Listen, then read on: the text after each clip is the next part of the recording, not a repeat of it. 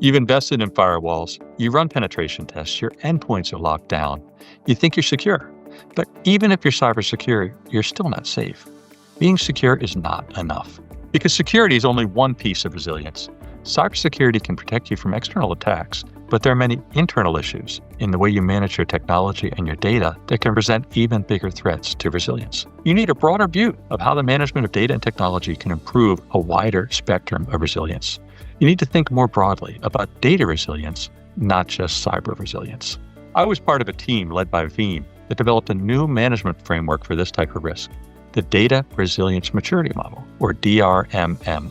This industry-first framework was built in collaboration with McKinsey and Palo Alto Networks and Splunk. It was informed by input from over 500 enterprise executives. The DRMM research found that 74% of enterprises are stuck in the lowest levels of resilience maturity. Why? Well, IT operations focuses on uptime. Security focuses on threats. Business executives focus on revenue and profits and trust. All may be managing well towards their goals, but without integration, no one sees the full picture. Disruptions aren't just cyber. Supplier collapse, extreme weather, human error, and other things can cost as much as, or even more than, ransomware attack. The cost of getting resilience wrong?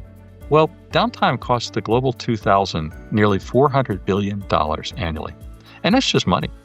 Reputational damage and others can last much longer. According to the DRMM research, only 50% of companies hit recovery targets in real incidents, and only 42% use intelligence-driven detection. However, companies doing integrated IT ops and security are 2.5 times more likely to meet their recovery service levels. Top performers automate 80% or more of their recovery, and they meet service levels even under pressure. As a board member, you can use the DRMM to get a clearer picture of the complex problem of data resilience.